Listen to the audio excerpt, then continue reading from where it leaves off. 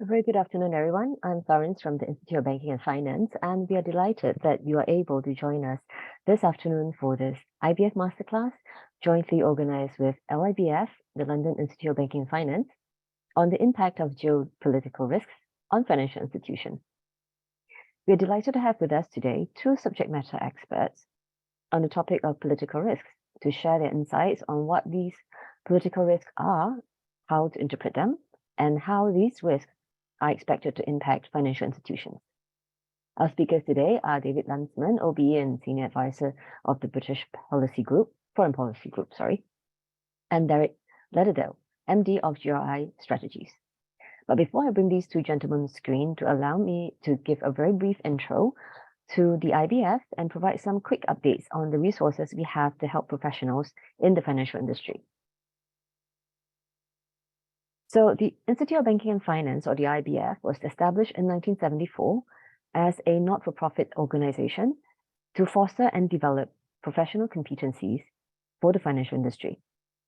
We represent the interests of close to 200 member financial institutions, including banks, insurance companies, security brokerages, and asset management firms. We are also the National Accreditation and Certification Agency for Financial Industry Competency in Singapore under the Skills Framework for Financial Services, which were developed in partnership with the industry. In August 2018, IBF was appointed the Program Manager for the administration of career conversion programs for the financial industry supported by Workforce Singapore. Since mid-October 2020, IBF has also been appointed by the National Jobs Council as the Jobs Development Partner for the financial industry. We thus oversee both skills and jobs development for the financial sector in Singapore. The IBF is committed to help financial sector practitioners develop deeper skills and future-ready capabilities. We support the industry across training, recruitment, and workforce transformation, and you can find out more about our services and connect with us on any of these areas via our website by scanning the code on screen. To encourage training and upskilling, the IBF provides funding support for training under two main schemes, the IBF Standards Training Scheme and the Financial Training Scheme. The IBF STS is open to both self-sponsored and company-sponsored individuals, while the FTS is only for company-sponsored individuals. Training costs are subsidized at the rate of between 50 to 70%, capped at $3,000 per person per program under the IBF STS, and 30 to 70%, capped at $500 per person per program under FTS.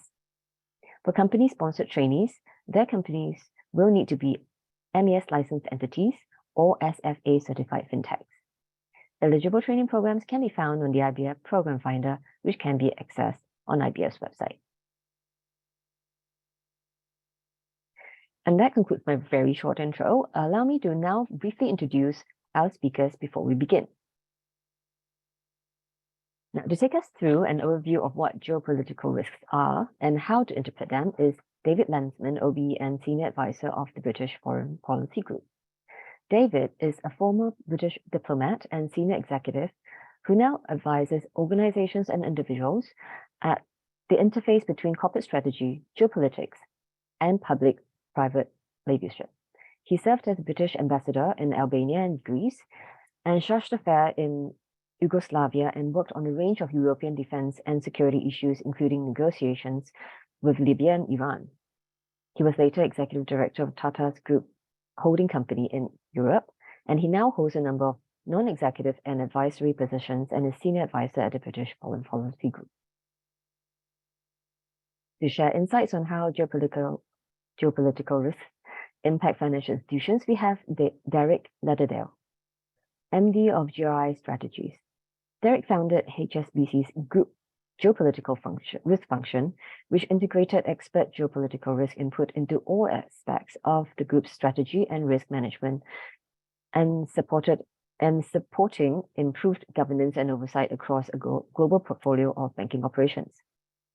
Derek also led HSBC's global government affairs campaigns and upgraded internal approaches to ensure consistent global engagement with international standard setters, other international bodies, including G7 and G20. and key national authorities. Prior to HSBC, Derek worked in national security and intelligence roles for the UK government. Derek has developed the first geopolitical risk management framework of its kind for companies in association with the Risk Coalition. Derek is the co-author of the Extra G in ESG2, which is an innovative leading practice guideline on geopolitical risk oversight and its integration with ESG issues for boards, their risk committees, and risk functions. We have no better person to tell us about the impact on financial sector then. So Derek is an associate director with the Risk Coalition now. And without further ado, I will now hand the time over to our first speaker, David.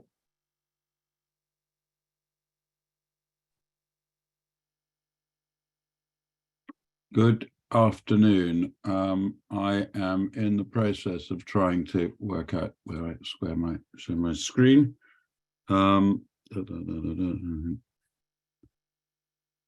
Right. I hope you can see the screen now, and a very good afternoon to you. I think if we'd been having this conversation a few years ago, I would have spent a lot. David, your screen isn't coming up yet.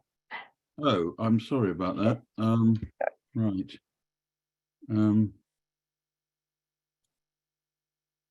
Right. Is that better? Yes. That's great. I apologize. No worries. So we start with the question of why geopolitical risk, what geopolitical risk, and how should we look at it? And as I was saying, if we had been having this conversation a few years ago, I would have spent more time on why geopolitical risk than I think I probably need to do now. It hasn't been, I think, a high priority for risk specialists or indeed for boards and risk committees until quite recently.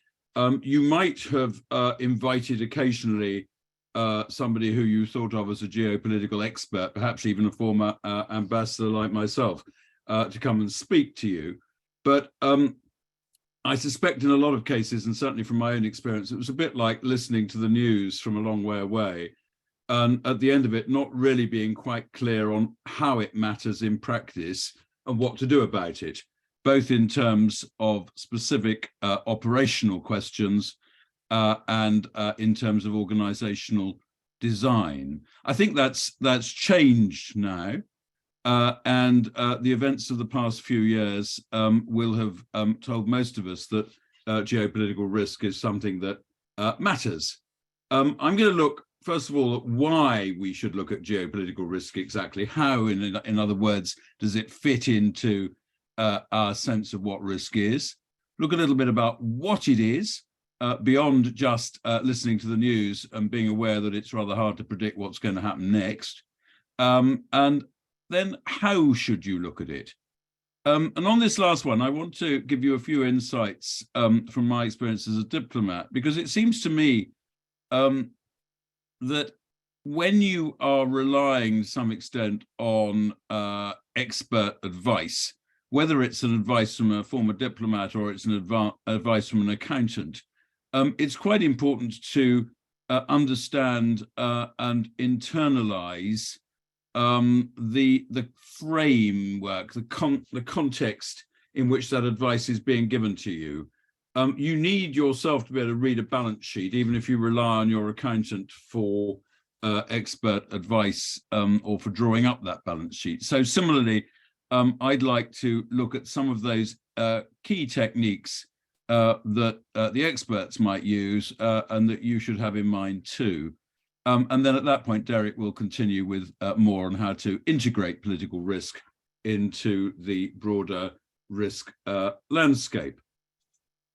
So why should we look at geopolitical risk? You've already got plenty of risks to look at and plenty of tools to look at them. It seems to me that we had become used to globalization as a one-way street, increasingly smooth supply chains, and up to a point, listening to the political news was a little bit optional. I'm not sure I'd ever have agreed with that when I was a diplomat, but I can understand why those in business might have thought that apart from the occasional small war in a remote country, most of the rest of the news could probably be ignored. But in 2022, it's really rather harder to think like that. I mean, just think, in recent years, we've had quite a lot of experience of how political risk is not just about small wars in remote, perhaps developing countries.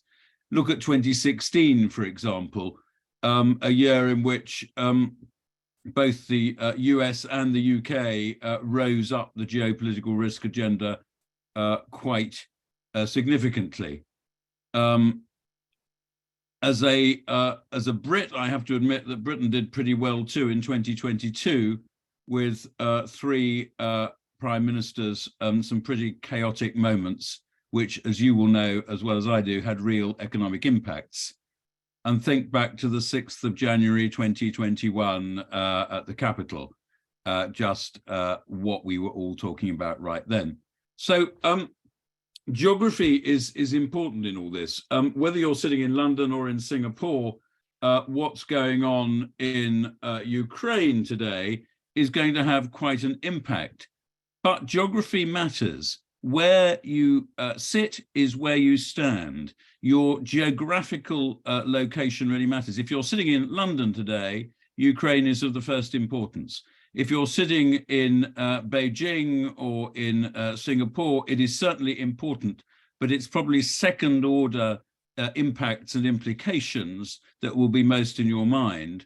And there will be people in Africa and people in Asia asking not perhaps what the fuss is about, but why is the West taking this one quite so seriously? So geopolitics, very much the geography really matters. And that means there are, for any one big event or even one small event, very many different interpretations depending on where you are. Where you sit is where you stand.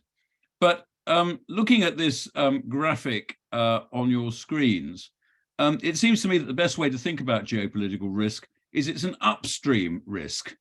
If you look at what's happening in Ukraine, affecting shipments of goods, affecting industry in one way or another, therefore affecting the financial system, supply of food, popular unrest, political instability, and then the bottom line. It's an upstream risk of all the things you think about from day to day: supply chain risks, operational risks, credit risks, whatever. So in other words, if you can catch the story at the first stage, upstream, you'll have a better idea of what's coming along downstream.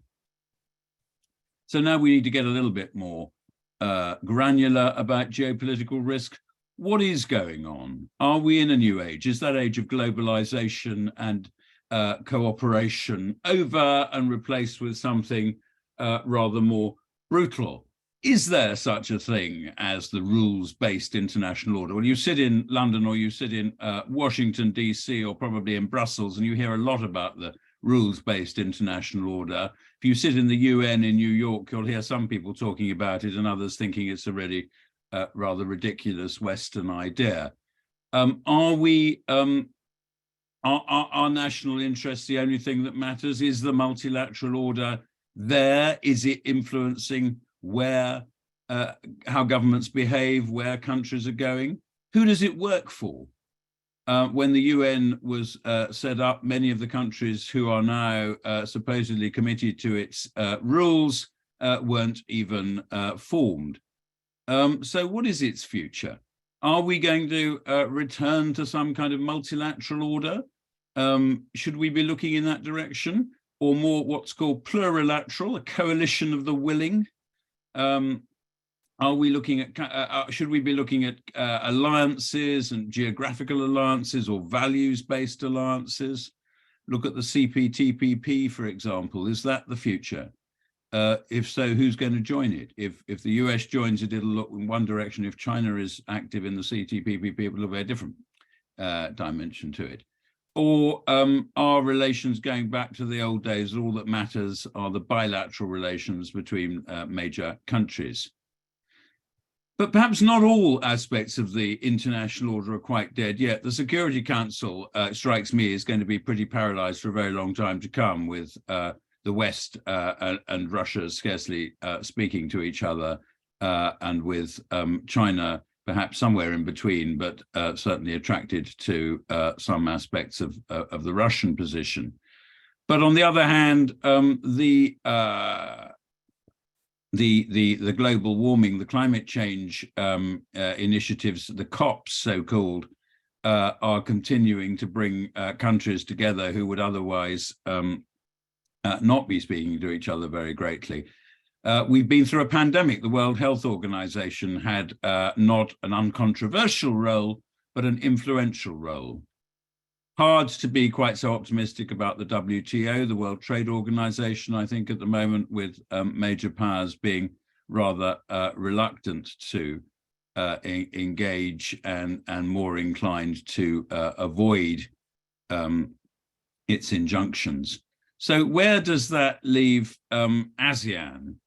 I was at a discussion recently in London where there was some temptation to ask the question, well, whose side are you on? Are you on the side of the West? Are you on the side of the US? Or are you on the side of China? I was quite reassured that in that conversation, most of those present thought that that was the wrong question to ask, because you know very well in business that that you can very often be competing with another company, another bank, whatever it might be, one day, and you can be in a partnership with them the next. The US and China are going to have difficult relationship for a very long time, but there still seems to be a recognition that they need to collaborate on climate change questions, for example.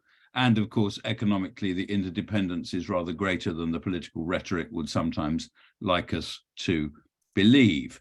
So that's why I frame this question in the way that I have. Competition or collaboration, not quite the right way of thinking about it. The more flexible approach that business often has may well be more useful to you. So what is the framework we look through this at? Well, my preferred framework is what the geopolitical experts call the realist approach.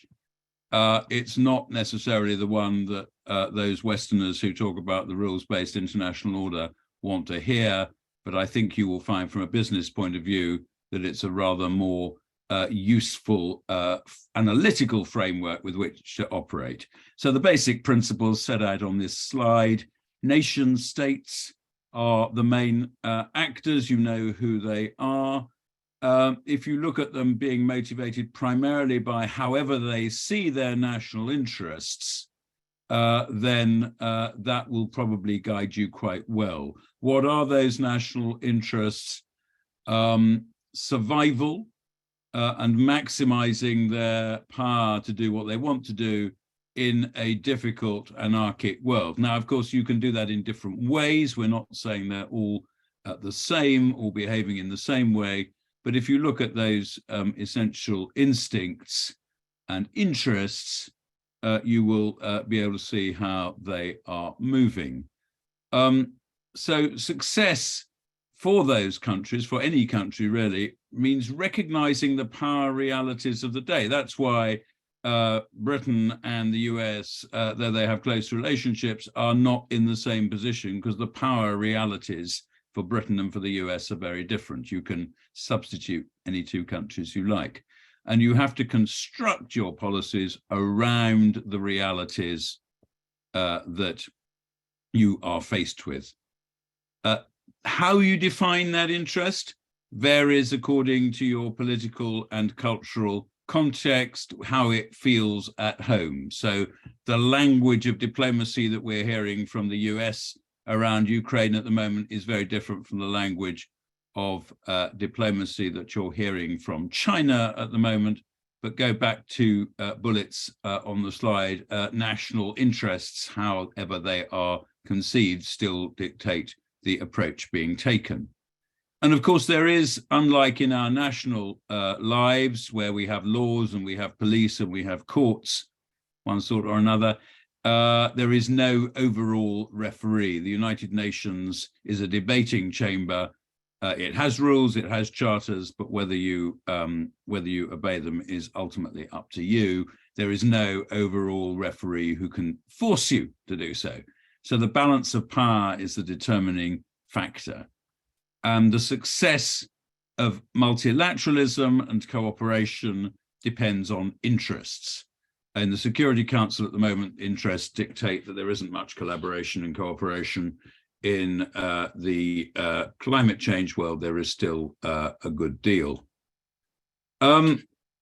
So looking at it through that realist prism, what are the trends? And I think it's important, we'll come back to this, but it's important to think of the trends, not just the events of the day. Where are those trends? We are in a multipolar world. We went through a period after the end of the Cold War when we thought we were in a unipolar world, and what was decided in Washington more or less happened. We are now definitely in a multipolar world, primarily, obviously, the US and China driving it, but other regional dimensions do get in the way. Now, some do say that the Chinese are supporting the Russians to some extent in Ukraine. Well, maybe, but it doesn't mean that they wanted the Russians to do what they're doing in Ukraine. And one can look very often. I remember when I was in Yugoslavia in the 1990s, the Russians supported the Serbs. It didn't mean they'd wanted the Serbs to do what they were doing in the former Yugoslavia, to taking the action they were taking. And often they found it a wretched nuisance. But nevertheless, they found themselves, for reasons of interest, supporting the Serbian position. And the West, of course, tended to support the opposite position. So there's still a primary driver, and the secondary events, very important as they can be, of course, nevertheless should be seen through that prism. A great number of cross-cutting issues, again, to be seen through the same prism. Energy transition, who has what interests on both sides? Access to resources, water perhaps more than all others, though at the moment rare earth minerals seem to be pretty high up the priorities, and of course energy. And many of these will impact countries way beyond those supposedly pulling the levers. But we've already talked briefly about the US and China, and while it's interesting to look at who's up and who's down, who are they talking today, are they not talking today, who's stronger, actually we know there's a considerable degree of interdependence between the two. Does this look like the Cold War? Probably not. The US did not feel it was dependent on the Soviet Union during that period. The Soviet Union had taken great steps to ensure that it was not, in many respects, dependent on the West. One perhaps doesn't want to look too closely for analogies, but those from the early part of the 20th century are probably better in that sense, in that the key protagonists were much more dependent on each other, and they still went to war. So it's a little bit of an uncomfortable parallel, but the dependence is really important. The US and China, economically and in many other ways, climate change and the rest, know that they are more dependent on each other now than the Cold War adversaries were on each other. Is it all about hard power? And if it's all about, the question there, perhaps one thinks about Europe. Is it all about hard power? Europe is not a hard power player. It's very hard to see Europe as a hard power player, even a year after the Russian invasion of Ukraine, which affects Europe most closely geographically. It is active. It is more active than anyone thought it would be, but it's still not a hard power player. It is a soft power player with its economic and regulatory influence. And perhaps time will tell us whether soft power players can compete with hard power players, or whether they're doing something else. And we've already talked a little bit about Asia Pacific and China. Whose side are you on? Probably not the right question. If the West thinks that anyone collaborating with China is on the wrong side, it's going to have a problem. And very briefly, not only the major US-China, if you like, divide is important. If you look at the Middle East, North Africa, there's been a lot of progress. The US obviously influential in that, with the Abraham Accords and relationships between some of the Arab countries and Israel that one couldn't have imagined a few years ago. But it's only one part of a larger Middle Eastern picture, and the Shia-Sunni divide, Iran and Saudi Arabia most obviously, remains a key dividing line, which you can't ignore. Geography matters, and if you're sitting in the Middle East, that piece of the dividing line matters as much as, if not more than, the others. Very quickly, globalization or deglobalization, you'll be very familiar with this. We're moving from just in time to just in case. Some of these geopolitical fractures responsible for that, the pandemic responsible for that too, resource dependency we've talked a little bit about. But has everything become deglobalized? Think about India, for example. Coal is really important. Oil is really important to India, as we're seeing now with India's relationship with Russia. But India is a technology power, and technology hasn't yet been that deglobalized. And India's main market is not China, so the Great Firewall of China is not going to be too significant for India's technology growth. So it is not as simple as that. And of course, the implications on the ground in emerging markets, in developing markets, can be very different from those in developed markets. Capital flight from the developing world is something which can happen with frightening speed. And we've seen, perhaps just a reminder, what happens when there is a shortage, whether it's of protective equipment in a pandemic or vaccines or now gas, that interests really are the first priority. And if you're a government looking to protect its people or to heat its people, that really matters to you. And that's where soft power perhaps does come in, because where is the dividing line between soft power, climate change initiatives, employment protection initiatives, or the weaponization of trade, whether it be in protectionist measures, just look at what's happening in the US and in Europe, and the weaponization of trade, think about sanctions. Soft power shouldn't be ignored, even if it's not quite the same as hard power. So how should you as senior leaders be thinking about geopolitical risk? How should you analyze it? This is Harold Macmillan, the British Prime Minister, who, when asked what was going to determine his premiership, said, "Events, dear boy, events." Events matter. A major terrorist attack, as we know very well, can change a very great deal. But the under-the-radar trends, decoupling, climate change, resource shortages, can matter more in the long term. A few years ago, we could only talk about terrorism. We don't seem to talk about terrorism quite as much now, though sadly, terrorist incidents still take place. When you're forming a viewpoint, now I hope this is kind of familiar to you from the business world, one should look at everybody's point of view, but remember who's paying your salary. Diplomats are no use if they can't go beyond parroting the country's official line. There won't be much use back home if they always report back that the other side is wrong and their government is right because they want to flatter the boss. But on the other hand, they do need to remember who pays their salary. As an executive, you'd be well advised to consider the possibility that the competition might have a better product than you do. You should at least consider it yourself and perhaps discuss it with your bosses. I wouldn't expect you to go out on the media and say that that's the likely outcome. But nevertheless, you should be thinking in those terms. So take a 360-degree view, but remember ultimately where your own interest lies. Don't conclude that the other guy is bad or mad until you've tried everything else first. I think this is really important. It's very easy with our prejudices, whatever they are, just to think that the other side is behaving irrationally. Is that really true? Perhaps we just haven't understood what success looks like for them. Now, this is really when you're really important when you're doing a deal, when you're negotiating. What does success look like for the other side? Well, let's think about that rather than just assume they're wrong. And that brings us neatly from strategy to tactics. Can you distinguish the two?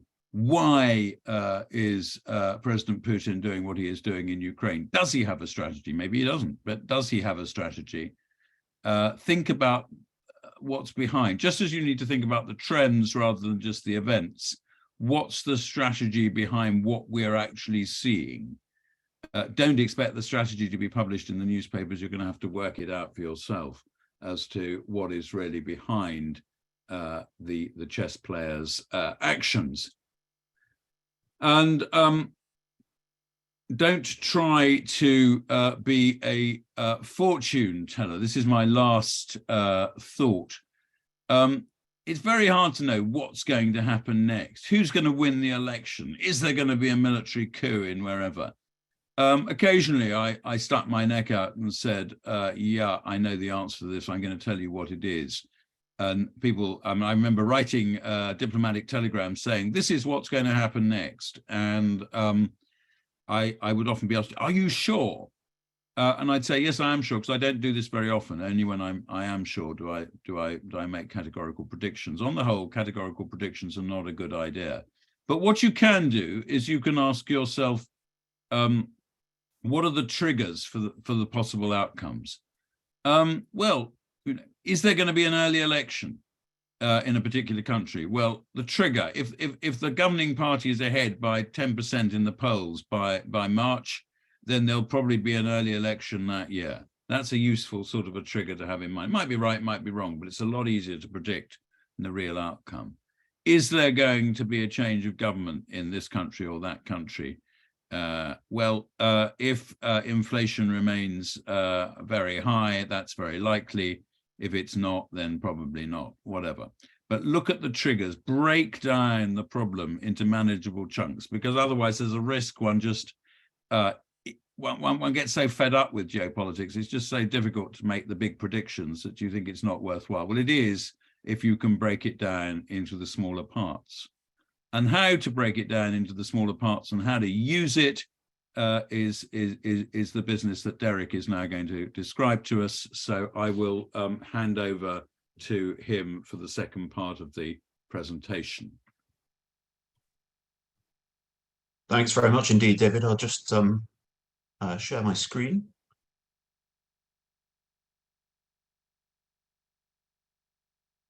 I hope everyone can see that, but please shout if my screen is not visible to you.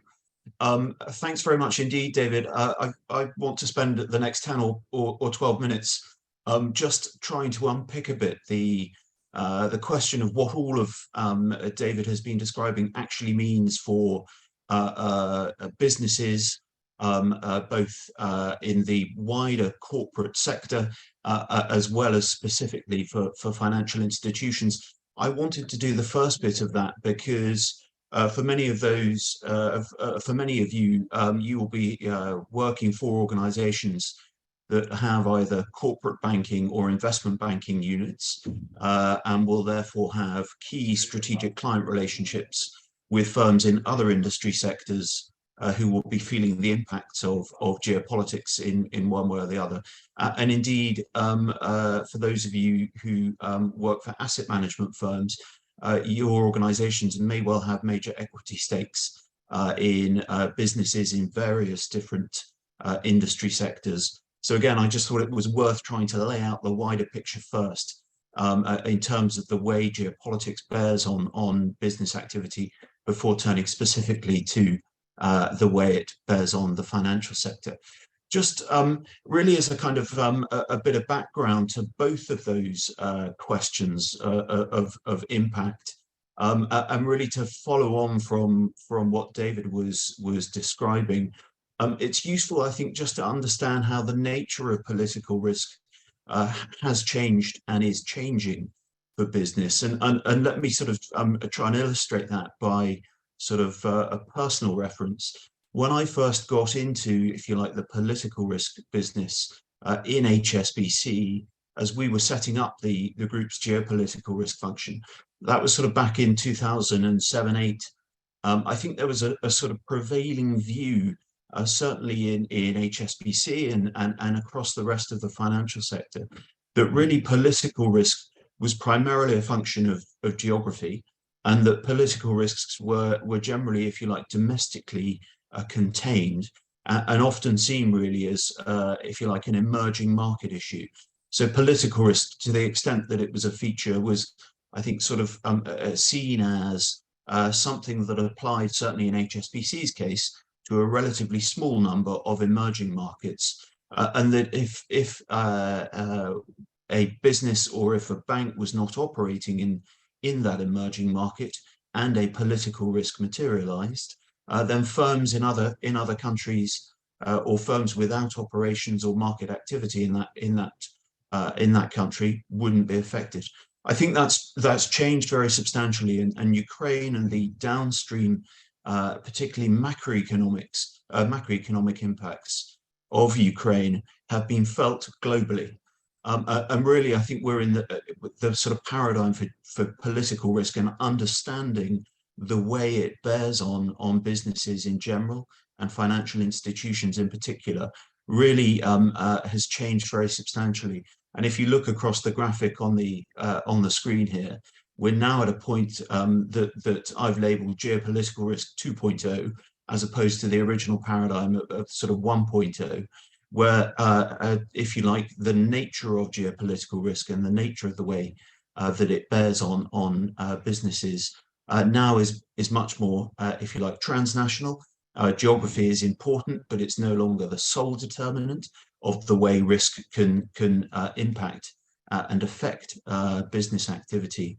And that because of the nature of the, if you like, the globalized economy within which firms operate, many of those impacts sort of radiate out from if you like, a risk event and create sort of second and third order effects, which can be material and affect the performance of businesses in other parts of the world.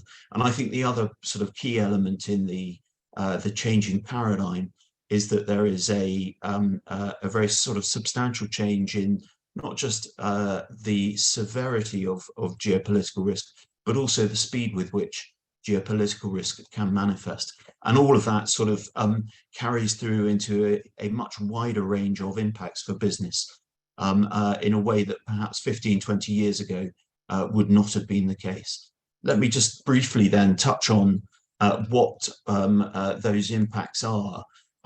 There's a lot on this slide, but I think I would just start by saying that when you engage firms on questions of geopolitical risk, there is often a temptation to try and, if you like, put into a silo the main way in which geopolitics may affect a firm.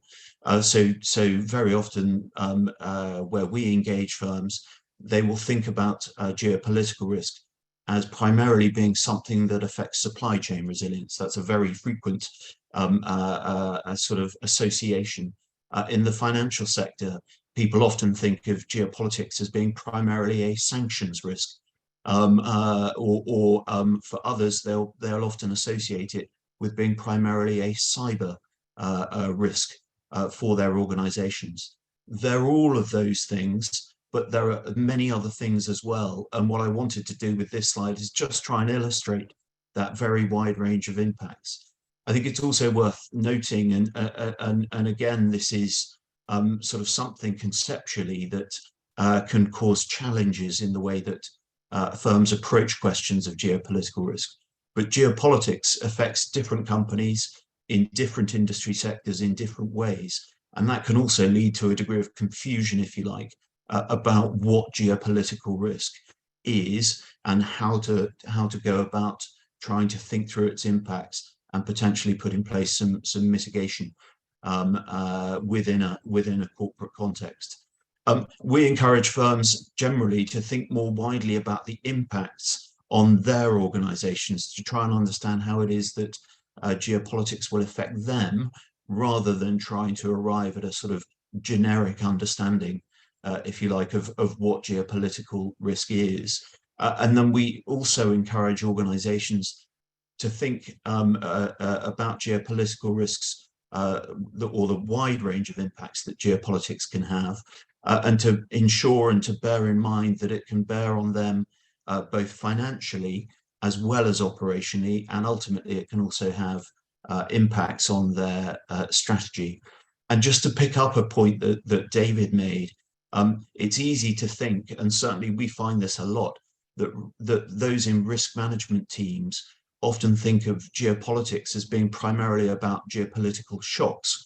But actually, to David's point, there is as much potential impact from geopolitical trends as well as shocks. The effective management of geopolitical risk is not simply a series of sort of episodic responses to individual shocks in the global geopolitical environment, but in fact it's also about monitoring geopolitical trends and adjusting an organization's profile or activity in response to those. In the blue boxes on this slide, you will see just some of the main ways that geopolitics can carry into impacts on firms' balance sheets. And clearly one of the main transmission channels for that is through the macroeconomic, the financial and international trade consequences of geopolitics.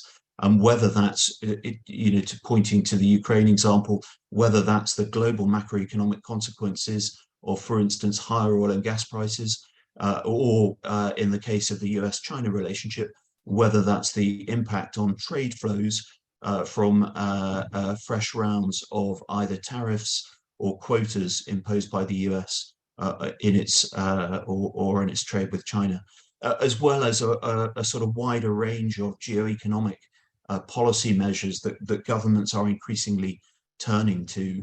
And I think one of the features of the paradigm shift that I just referred to is that governments are increasingly using geoeconomic policy measures for the purposes of national security policy, in a way that perhaps 20 years ago was not quite so common. And then just some of the other balance sheet impacts can also come from volatility in financial markets. To give you a good, for instance, I had a conversation with the head of risk last week for a major airline, who made the point that actually they're not domiciled in the US, but about 80% of their revenue is booked in the US, and they then have to convert that back into, in the case of this airline, sterling, and that therefore volatility in the FX markets driven by geopolitics can have a very, very substantial impact on their financial performance. And then that's quite apart from some of the operational impacts that I've listed there in the bottom left-hand corner, and some of those will probably be more familiar to you, but supply chain disruption, or if you like, volatility in the general business environment, which can have knock-on impacts for technology and cyber networks.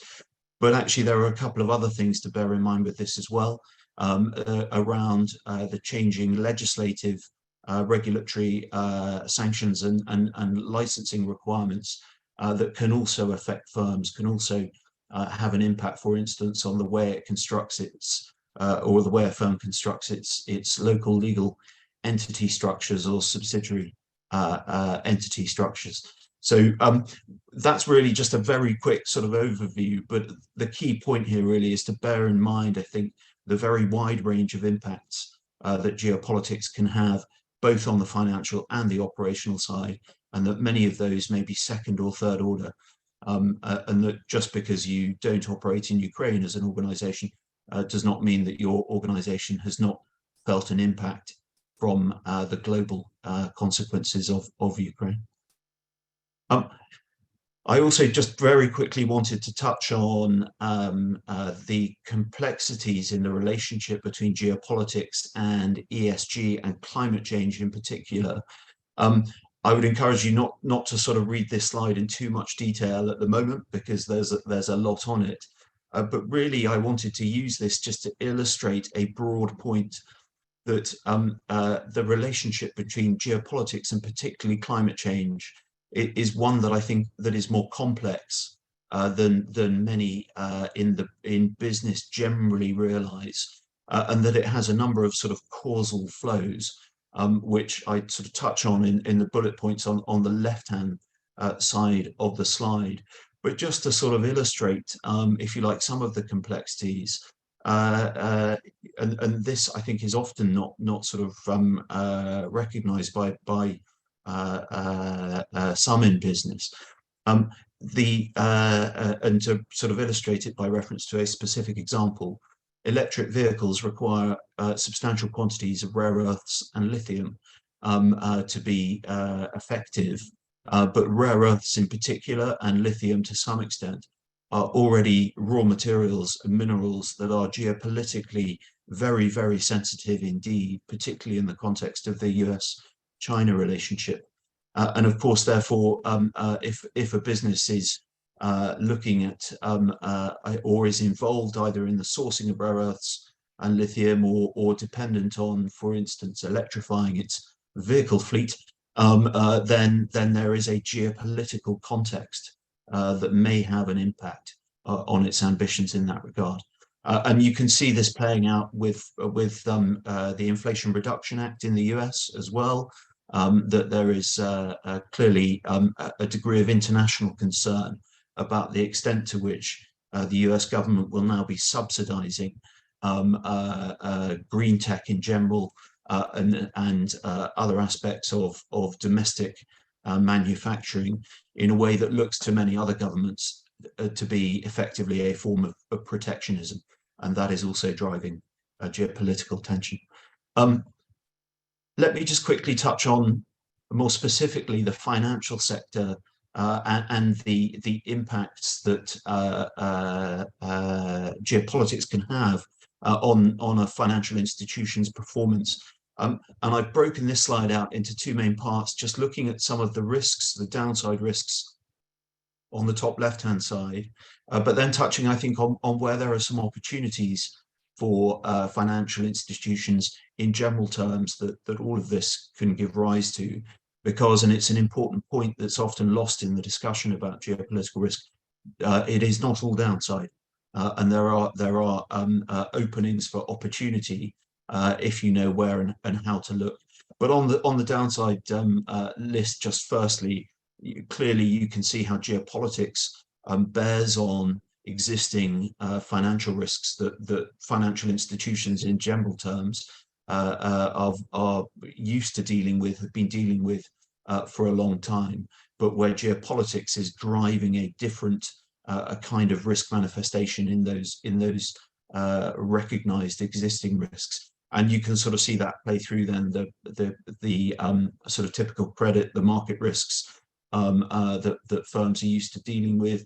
You can see how geopolitics is then often through the macroeconomic transmission channel, raising questions about capital and liquidity adequacy, as well as then generating the kind of non-financial risks that may be more familiar, particularly around operational resilience, particularly around cyber compliance for sanctions and so on. And this is where I think just a final point on this, I think banks in particular kind of get a double bite of the geopolitical risk world, because not only do they face direct impacts themselves, but if particularly they have substantial corporate banking businesses, then they are also indirectly exposed to the geopolitical risk consequences that their major strategic corporate banking clients will be feeling and experiencing. But then just looking at some of the opportunities, that the recalibration of supply chains, I think certainly offers opportunities for financial institutions to support that. I think new corporate banking opportunities are emerging as trade patterns change. It is, of course, possible to make money out of trading market volatility. There are, I think, increased investment opportunities in new technology being driven by geopolitics. And that question of the relationship between geopolitics and ESG, I think is also potentially driving an acceleration in national and corporate ESG plans, and that also comes with, I think, opportunity for financial institutions. That is not an exhaustive list by any means, but I wanted just to put it up to give you some sense of possible upsides. I've also just included a couple of breakout boxes on the slide, just capturing a couple of annual report statements about how firms in the financial sector are responding to enhanced geopolitical risk. I won't read those in detail now, but actually you can see how this is starting to sort of translate into changed internal processes and mitigation strategies for firms in the financial sector. That's just a very quick example of, if you like, real world case studies of how the financial sector is being affected by geopolitical risk events and issues. The two in the center there were about Norway and its sovereign wealth fund and BlackRock. Both lost very substantial sums when they exited their business in Russia. On the right-hand side, this will probably be familiar. This is much more trend, I think, than shock. But it's now publicly known that Ping An, which is the largest shareholder for HSBC, is suggesting that the bank essentially sort of end its global business model and have a standalone Asian business entity as a result of geopolitical issues. Sorry, I've just skipped on one too many. I'll be very brief here. I wanted to put this up because it gives a sense, I think, of how financial institutions are starting to think about how they sort of respond to and integrate geopolitical risks into their own, in this case, particularly risk management processes. And these, the graphics here are taken from global surveys of chief risk officers. And they just give you a sense, I think, of where risk functions in particular and CROs in particular are seeing where and how they can be integrating geopolitical factors more systematically into their risk management processes. There is a very wide range of possibilities here. I won't go through these in detail now, but I just wanted to put this up because it gives you an illustration of, I think, two things. One, actually, there may well be parts of particularly risk management activity where others are starting to integrate geopolitical factors and your organizations may not be, but also to illustrate that actually there's a very wide range of and a very sort of wide variance, if you like, in financial institution practice and approach on this. And I think this slide sort of really kind of illustrates that there is as yet, I think, no definitive sense of sort of where and how geopolitics need to be woven into risk management. But if you look onto the bottom right-hand side of the slide, you will see clearly that and those are percentages from a survey run of global chief risk officers, clearly how the issue of geopolitical risk is becoming more salient and rising up the risk list, if you like, and the priority list for CROs. There are a very wide range of sort of challenges in managing geopolitical risk more effectively. I just wanted to conclude my remarks by saying that there is just as the geopolitical risk paradigm has changed, so the internal approach to managing geopolitical risk can also change. And I've termed it here the geopolitical risk management 2.0 model, and we explore all of that in much more detail. We run a range of courses with the LIBF on what more effective geopolitical risk management looks like and how you can implement it in your own organizations. I've just put this slide up to give you a very quick overview of one of those courses, but there are others too. I think that's it from me. I'll stop sharing my screen. And sorry, I've run over a few minutes there, but I hope that's okay, Florence. No worries. Thank you so much for sharing your insights. I mean, that was really, really helpful and informational. So I think right now would be a good time for us to take some of the questions that have come in from the audience. There are quite a number of them. I think a lot of them want to go deeper onto the topic. So allow me to just, let's see, right. I'm just gonna read out some of these to you, so as they come in, okay? So the first question is, well, it's a good opening question. Is geopolitical volatility here to stay? Would either, maybe David can take that? Yeah, I fear it is. And I suppose I turn the question round a little bit the other way and ask, what are the conditions that would be required for it to go away? And I think for it to go away, you could imagine one condition might be a return to a hegemony of one major power that has everything pretty well under their control. Then you could imagine geopolitical risk slipping down the agenda.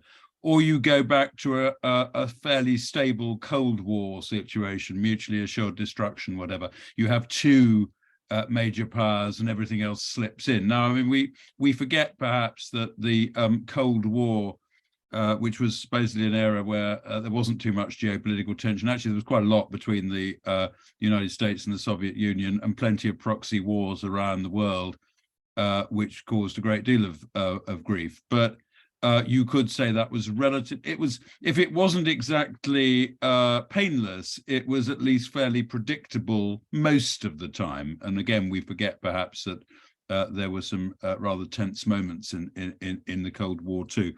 But we're in a multipolar world.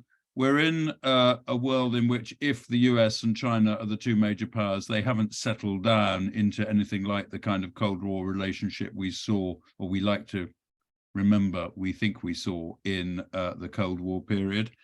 And meanwhile, even with those two major powers, there are others, and Russia is one obvious one right now, but there are others in other parts of the world too, in the Middle East and elsewhere, which in that multipolar world still have considerable influence. So I'm afraid to say I don't see us returning to an era of geopolitical stability, if that is indeed what we saw before.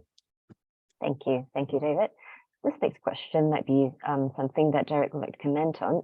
Is there any way or tools that we can use to keep track on political risk? I think the question is more about whether there are any publicly available tools that we can tap on. I can certainly sort of, from my experience, give a couple of thoughts. The first is that I very frequently find that people refer to the World Economic Forum's global risks list, which they issue every January, just ahead of the Davos meeting. And people refer to that as a publicly available resource that can give you sort of insight into geopolitical risk. Can I strongly encourage people not to bother?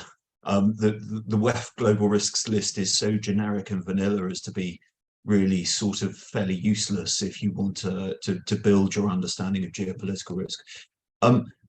Certainly we tend to find there are a range of other resources, either from independent experts, from think tanks, and other sources that firms can use.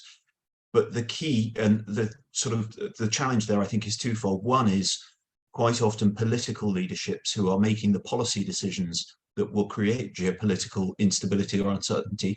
They don't broadcast their intentions ahead of time necessarily.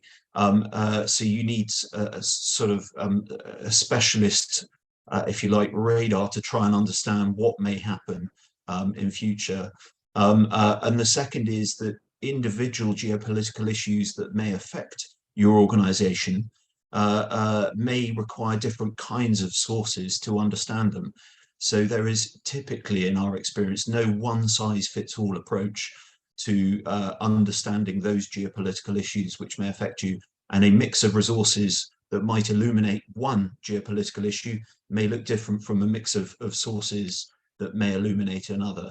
And part, I think, of the, if you like, the challenge for risk functions in particular, but also for C-suites more broadly, is to have the kind of expertise to know where to look for each individual issue for insight into these sorts of things. So just to follow on from that question, are there any key elements of an effective framework for analyzing geopolitical issues that a financial institution can look at? Yeah, very much, and David, please chip in. But I mean, from our point of view, really an effective framework on geopolitical risk starts by recognizing sort of two things. One, that the impacts of geopolitical risk on a financial institution are multifaceted, and they will potentially affect different parts of the organization, and that those impacts can be indirect as well as direct.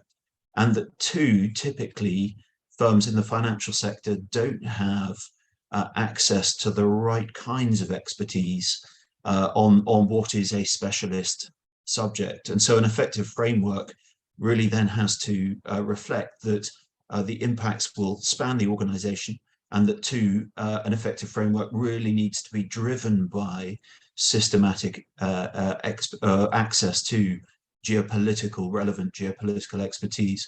When you've got that in a framework, you can then start deploying that capability, both to support first-line decision-making, but also to integrate geopolitics more effectively into risk management frameworks. And you can also use it to sort of deploy and drive the kind of specialist analytical techniques, things like horizon scanning, things like scenario and stress testing, in a way that can help illuminate the kinds of impacts that geopolitics may have. And all of that in an effective framework can then really help drive mitigation strategies that are sort of internally joined up. Thank you, Derek. David, is there anything you'd like to add? Perhaps I need to reinforce really, but if you look at the my slide with the upstream and downstream risks, geopolitics is upstream of a lot of other risks. As Derek said, geopolitical risk impacts differently different businesses and different geographies and different sectors. So if you are clear as you will be, what your risks are, the downstream risks, you can then trace back up to see which kind of geopolitical risks are likely to be most relevant to you. And I think looking at it in terms, not every geopolitical risk is relevant to every business in every geography in every sector. But if you are heavily dependent on a particular geography, particular resources, whatever it might be, that is where to look. And there's clearly a need to narrow your focus, because you can't look at everything. If you try to look at the whole world, you'll end up understanding nothing. You've got to try and narrow down. Go ahead, Derek. Sorry, Florence, just to really reinforce that point, I think that links back to the first question quite neatly. The problem with sort of generic risk lists on geopolitics is that not all will be relevant to every organization. In fact, a much narrower subset may be the ones that are really significant. But it's easy when you're presented with a sort of WEF style risk list to sort of think, oh my God, I've got to think about everything. When in fact that's not a useful start point for this conversation. Indeed, I think a lot of our players who are based in Singapore, they do look at the region quite specifically. So the next question would be quite relevant, and I think on top of everybody's mind would be how to prepare for potential China-Taiwan risk if the tensions continue. You want to go first, David? Well, allow me to say that we can't predict what's going to happen when. You might say that different countries behave in different ways, but no one is going to give away their plans in an area as sensitive as this. So I think from my point of view, it's about looking. I mean, if you see it as a potential risk, which you should, I guess, you see it as an upstream risk, and you look at what it is likely to affect downstream in each area that is relevant to you. That's how you prepare for it. And I come back to my thought about triggers. we can't predict if there's going to be a serious escalation in tension in that area, but we may be able to see it coming if we look at the signals or the triggers in terms of behavior. Is there a further effort to decouple relationships? Is there a further escalation in smaller details, which looks as if it points in a particular direction? That's not to say you can get your crystal ball out and predict, but you can look at the signals and move in that direction. Derek may want to add more. Yeah, just in terms of the process within an organization, how you might set about thinking about this scenario. A couple of points I think I would make. If your organization has not looked at this or does not have, if you like, a mature scenario testing capability, this can seem like a very big potential problem to try and work through the impacts on your organization. I would also say that I think there is a temptation to assume that if you like, scenarios around Taiwan are binary, that either China invades or China doesn't, and that there's no middle ground. In fact, there are a range of, if you like, intermediate options that may manifest. It doesn't necessarily have to involve all-out invasion. One that is frequently cited is a blockade, a maritime blockade. Another possible scenario is the possible deployment of Chinese military forces onto some of the outlying islands in Taiwan, which are unoccupied. But there are a range of intermediate scenarios. So if you are in an organization, if those in the audience today are in an organization where you haven't looked at this scenario before, you're not sure how well developed your internal capabilities are to start thinking this issue through, then we generally advise organizations to start small. Don't try and model all-out war as your first go at scenario testing. Go with a milder scenario, and then you can iterate that and get it progressively more severe over time. And with each iteration, you can start then trying to unpick the very many indirect and downstream impacts that a scenario around Taiwan will have for the rest of the global economy. Because of course, what happens there will not just affect what's going on in Taiwan. There would be ripple effects, you know, and people often say Ukraine is a good example of how a geopolitical shock can sort of radiate consequences out across the rest of the global economy. Well, if there were a scenario around Taiwan, it would be that probably times a multiple. And really to get that impact analysis in place, scenario testing within an organization probably has to iterate several times to build an understanding. Thank you, Jared. Vivek, one of the members of the audience, actually has a follow-up question. Like, do you have a scoring model for analyzing geopolitical risk that they can refer to? Of sorts. Yeah, so we have, and we touch on it in the programs that that David and I run with the LIBF.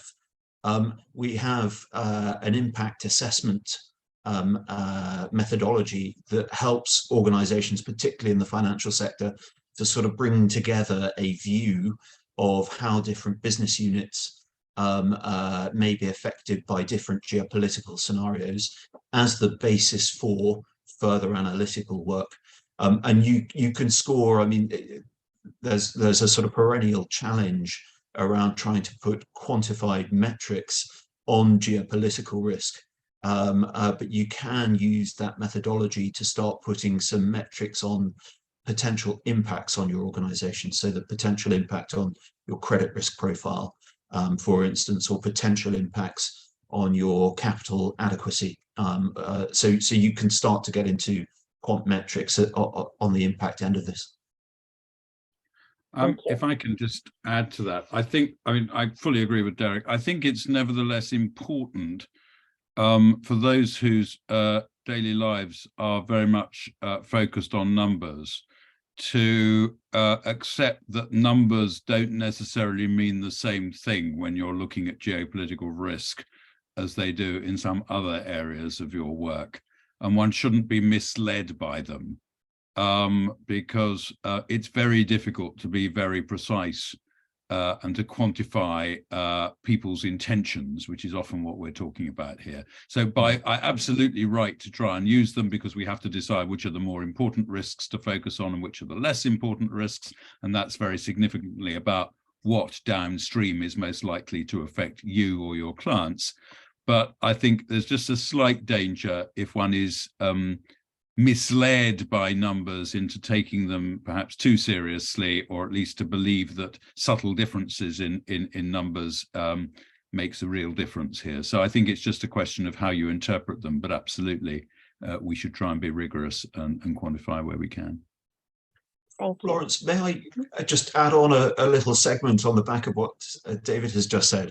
There's a real temptation in risk functions, and in particular, I think credit risk teams within the financial sector, who typically operate country risk models to try and arrive at their credit limits, the portfolio credit limits for individual countries and markets. And typically those country risk models have a line item in them that will have some variation of the words political risk attached, and a number will be plugged in for political risk in market X, so this month, political risk in, let's say, Argentina, is 7.8 on a scale of, 11 or 12 or whatever it happens to be. And maybe, after the election, we can bring the political risk number, for Argentina back down to 6.4 or whatever. And there's a real sort of temptation, I think, to in credit risk teams in particular, to sort of quantify a political risk like that.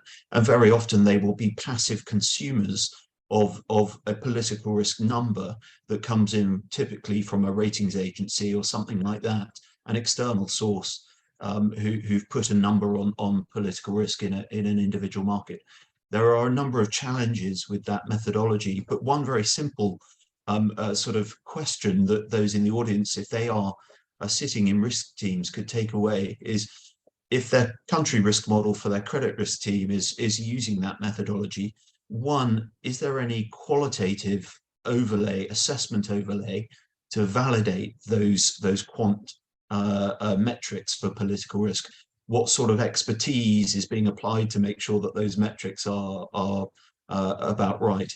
Secondly, how effective is the country risk model at capturing transnational geopolitical risks? And I could sort of bore for hours on some of the methodological problems on that. But thirdly, if in parallel a markets risk team is running a risk model with political risk in, or if an operational resilience and risk team is looking at political or geopolitical risks, who coordinates that? Who makes sure that the credit risk team's political risk number for a market is broadly aligned with the markets risk team, is broadly aligned with the operational resilience perspective? And very often, we find even within risk functions, teams tend to operate in silos, and they're not coordinating on this sort of cross-cutting issue, so that you find that, the operational resilience team is working to a different understanding of what the political or geopolitical risk environment is in any given sort of sector or market, compared to the credit risk team. And that, of course, is kind of the very antithesis of an enterprise-wide risk assessment. It's kind of the opposite of that. There's a lot we could touch on here, but those are just some of the issues we find when we engage firms on this. Thank you, Derek. This question might be interesting to address. They're looking at more downstream. So besides identifying the right risks, how would insurance play as its role as a risk management tool for geopolitical risks? Sorry, Florence, I was just reading the chat thread. Would you mind repeating the question? I can't do two things at once. No problem. So the question is, how about, would insurance play a role, and what sort of role can insurance play as a risk management tool for geopolitical risks? David, very happy for you to go first. I've certainly got thoughts, but. I wouldn't say this is my area of expertise, but I think, again, you'd need that. A geopolitical risk for a business is going to be a function of what's going on geopolitically and where that business's specific interests are. So you would need, in your conversations with insurers, to identify your supply chains, those on whom you depend, whether that's credit risk or other kinds of risk. And then that would be mapped into your perception and presumably the underwriter's perception of the geopolitical risks that apply to that area. Now, I'm not an expert in this area, but I would have thought that a business, a bank particularly, which is taking geopolitical risk as seriously as it should and following all the good advice that Derek has given, would have its own views on what that relationship between the geopolitical risk and the specific interests of the bank or its clients are. And then you'd want to have that conversation with your insurers, with your underwriters, because there is no simple answer to this. And again, quantification falls down here, so you're not going to be able to price that risk particularly easily. So having that sort of dialogue would, to me, make sense. But as I say, I'm not the expert, so we'll leave it to Derek to add some thoughts. I don't know how much more expertise I have over and above that, but I've certainly got thoughts. I mean, broadly, political risk insurance definitely has a place in the kind of armory of mitigation options that firms in general and financial institutions in particular can look to. But there are, if they are feeling exposed to the consequences of a geopolitical issue, but it's only one element in their repertoire, or only one element of a mitigations repertoire. There are many other things that can be done, whether that's more hedging, whether that's portfolio diversification, whether that's boosting capital adequacy levels, whether that's boosting operational resilience, and a range of other things besides. So it has a place, I think, but there are other tools, other strategies that organizations can use. I would also say on the political risk insurance side, I talked in my segment of the presentation about the changing paradigm, if you like, of geopolitical risk from a sort of 1.0 to a 2.0 model. I think many political risk insurance products are still sort of anchored in the 1.0 world.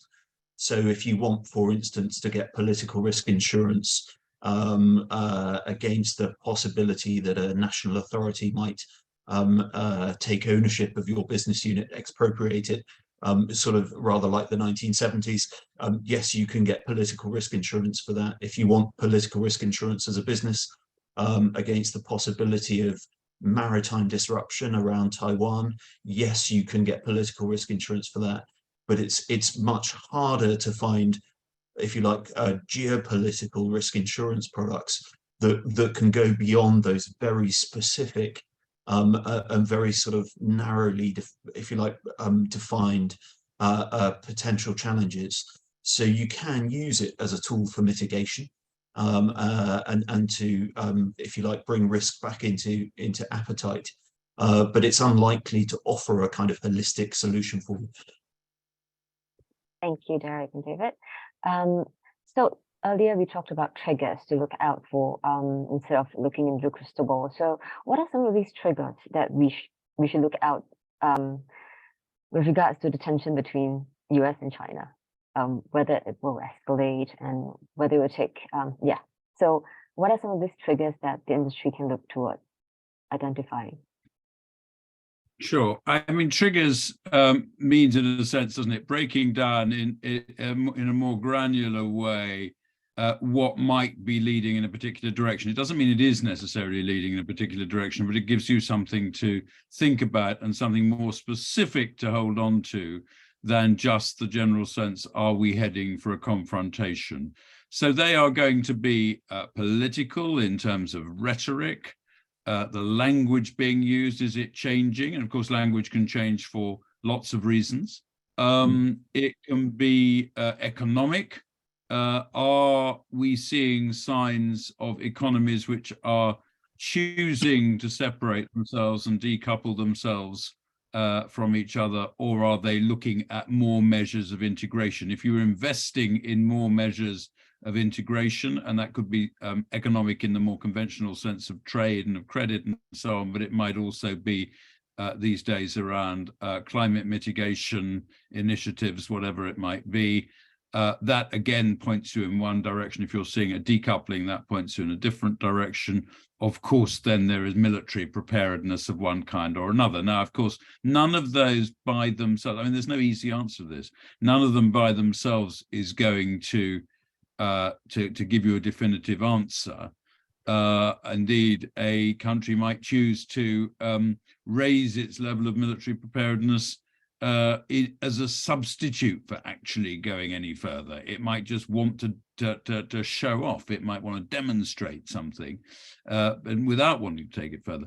So I think what you have to do is I think you break it down into parts, and you look at these specific triggers. It could be a trigger. You then look at the trend more generally. And you take all these parts separately and then try and bring them back together. I think that's preferable to just looking at the whole picture and looking at your crystal ball and saying what's going to happen next. What steps would you take if you were heading towards confrontation? Now, there is an interesting theory that countries move towards confrontation not when they are feeling stronger, but when they are feeling weaker, or they fear they are getting weaker. And you look perhaps at the First World War and the German Empire feeling that it was being eclipsed at the time by Great Britain and wanted to act to strengthen it.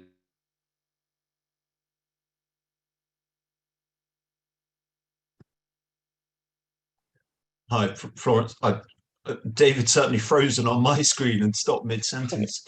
Yes, I could just quickly add a couple of points if that's helpful. The first is that I entirely agree with David and particularly his point about military preparedness. I think thinking about this in practical terms from a risk management point of view in a financial institution. It may be, or let me try and explain by reference to Ukraine, there were very many intelligence warnings issued by particularly Washington and London before Russia invaded Ukraine. I think some of the other geopolitical issues and potential shocks are rather different, and it would be wrong to assume, if you're sitting in a strategic risk management role or executive role in a financial institution, it would be wrong to assume that you'll get the same kind of pre-warning, if you like, for, let's say, a scenario around Taiwan that was available in the run-up to Ukraine. So a part of this is not to bank on having loads of sort of lead-in time and warning, and that really gets you straight back into the rationale for scenario analysis and stress testing, particularly. The other thing I think, just on that point about triggers. It's very easy to say, oh, right, I've got my list of triggers, right, I'll put that to one side, put that back in the filing cabinet, and then move on to something else. I think part of the trick here, part of the repertoire that risk functions in particular, I think in a financial sector context anyway, increasingly need is the ability to monitor on an ongoing basis situations, adjust the triggers sort of list and triggers escalation chart as necessary. But to do that on a routine basis. And that probably means most risk functions, certainly in our experience, need more systematic access to the kind of expertise that I think traditionally has not been seen as being core to risk function activity. And that, otherwise geopolitics kind of gets parked on the risk register, and then no one in a risk function really does anything with it. And no one in a risk function typically has any kind of expertise or skill set in this area. Thank you, Derek. I think we lost David there. Hopefully he can join us in a bit. Meanwhile, there are a number of questions, there are a number of audience from the asset management sector. So this question pertains to how should we view asset allocation with regards to some of the tensions we're seeing globally? So, for example, with NATO becoming more involved in the Ukraine-Russia war, how does that impact how we view asset allocation? There are lots of kind of moving parts potentially to unpick there. Broadly speaking, the answer is it will depend on individual firms' existing portfolios, existing levels of risk appetite. But the general answer is that it is possible, and indeed increasingly important, to try and build in geopolitical risk considerations into asset allocation. And the way you do that will probably be dictated by existing decision-making processes on asset allocation. But just as a first step, thinking about geopolitics as a factor in this is important. And it sounds simple, but you know, we come across organizations where they just haven't got this in the decision-making process at all. The second is that that as you start weaving geopolitical factors in, it's hard to get it right first time. That as with scenario analysis, you need to iterate on these issues. You need, in terms of internal process, to sort of work through on a repeat basis some of these factors to try and refine processes to get the right kind of answer for, in this case, asset allocation. And the amount of risk you will take will depend on your own risk parameters and risk appetite, of course. The sort of private of the question, the questioner asked about NATO and, you know, potential, I guess it was implied in the question, potential NATO escalation in respect of Ukraine. I'm happy to have a kind of separate conversation on that, but I think that's relatively, or the lower end of the likelihood spectrum. But to build a link from those kinds of big geopolitical, you know, events and issues through to what does it mean for my portfolio, or the way I construct my portfolios in my organization. You need some analytical work which tracks through the issue through to impact for your organization. And I come back to the point I made a minute ago, that to do that well, to do that effectively, you need some kind of expertise on these big issues, and the ability then to analyze those impacts, to be able then to make sensible decisions about what you might change in your construction of your portfolio or your asset allocation. Thank you, Derek, and welcome back, David. I apologize. This just demonstrates how local considerations in global conversations can still make quite a difference, but I've managed to find a connection. Thank you. Thank you for making it back. So I think we have time for just one or two more questions. There's one on that's quite interesting. So is there a geopolitical dimension to central bank digital currencies? So moving beyond tangible now to the cyber world. So are there geopolitical considerations we must take with regards to digital currencies issued by central banks? Yeah, I would say that there almost certainly are, because we're looking at the, if money is not a resource, kind of what is it? We are looking at control of resources, which digital currencies, rather like which paper currencies or whatever you think of a currency as today, are predominant. We are in a challenge to the dollar from anywhere is a challenge to the existing global financial order, and therefore ultimately to a large extent political order. And I'm not saying it's a good thing or a bad thing, but it is clearly a challenge. Now, if there is, to my mind, no logical reason why, if every central bank issued a CBDC, that would necessarily mean that the existing financial order was replicated in that world. And there are lots of reasons why the dollar is where it is and other currencies are where they are. But I think it's rather difficult to predict where that reshuffling would go in the event of the major countries, which are certainly all looking at CBDCs now, as is the Eurozone, where they would choose to go. So I think it is. One assumes that the starting point is that the existing order would be replicated. that there would still be an attraction to the dollar for many, and so on. But I think the longer term implications of that are rather difficult. Derek, you probably know more about this than I do. Well, just let me reinforce your point. Yes, there is definitely a geopolitical dimension to the rationale for CBDCs in some countries and by some governments. And in fact, if anything, that's probably increased in the last year because there is, I think, a sort of general increase in the sense by other governments that the power the US is able to wield through sanctions in particular and other investment restrictions, largely by the power of the dollar in the global financial system, is one that they don't want to be on the receiving end of in the future. And CBDCs for them are, at least in part, an attempt to try and, if you like, effectively construct a currency network that is kind of dollar-proof, or at least offers an alternative payment means and mechanism to the dollar. And part of that is driven by a sort of a sense of geopolitical vulnerability. So yes, I think there is a geopolitical element to the rationale for CBDCs. It's not the only part of the rationale. There are other reasons too.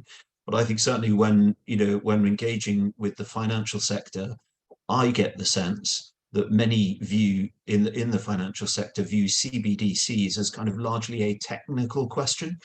How would it work? How would it fit into existing currency networks? What are the sort of cyber elements to it? And it's sort of viewed primarily as a technical thing. And actually, I think the implication for the financial sector of the geopolitical element to CBDC development is that I think firms need to be thinking, at least in part, of applying a kind of geopolitical risk management lens to questions of how they engage with CBDCs in future. There is a definite sort of element there of, just bear this in mind, because CBDCs are geopolitically driven in part and will probably be geopolitically contentious in future. Thank you. Thank you so much, Derek and David. I think we'll just take one last question. I think Luke would just like to know whether there are any good newsletters or blogs he can refer to for geopolitics views and opinions. Are there any that you would like to recommend? Shall I start? I mean, I tell you what I do when I get up in the morning, and it's pretty predictable. I look at the Financial Times and I look at the Economist's morning newsletters. They tell you pretty clearly what's going on around the world, and they're both pretty globally focused. I look at Foreign Affairs, the magazine, most mornings to see what they're talking about. That's much more opinion than it is analysis or fact. I would recommend two writers personally that I very much like. John Hulsman, Hulsman, John Hulsman. He's a US analyst and a leading exponent of realist geopolitical analysis. And also another American, Pippa Malmgren, Malmgren, Pippa Malmgren. She's extremely broad in her analysis. She looks at technology, she looks at finance, she looks at geopolitics from parts of the world where I must say sometimes when she mentions a country, a place, I have to look it up on a map because she's extremely broad in her understanding of how strange things going on in strange parts of the world have a real implication in today's world. So I would look at those two as well as the obvious ones. And perhaps finally, Ian Bremmer and Eurasia Group, who have a daily, at least daily newsletter of one kind or another, will tell you a lot about what's going on. Thank you. Thank you so much, David. Any to add, Derek?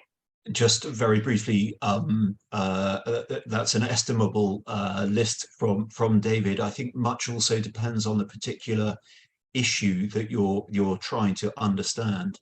It's hard to find a kind of one size fits all, a source of insight into everything all of the time. And I would just add that actually in Singapore, there is the very highly respected Singapore Institute for International Affairs, which I think the last time I checked had some very good output on various geopolitical issues. I think much of it is free, and even those bits which are not too expensive to gain access to. So I would certainly encourage looking at your local think tank. Thank you so much. And with that, we've come to the end of today's session. Thank you so much to David and Derek for sharing your extremely valuable insights, and for everyone for joining us online. So we hope to see everybody again in our next session, and wish you all a very good afternoon. Thank you, everyone.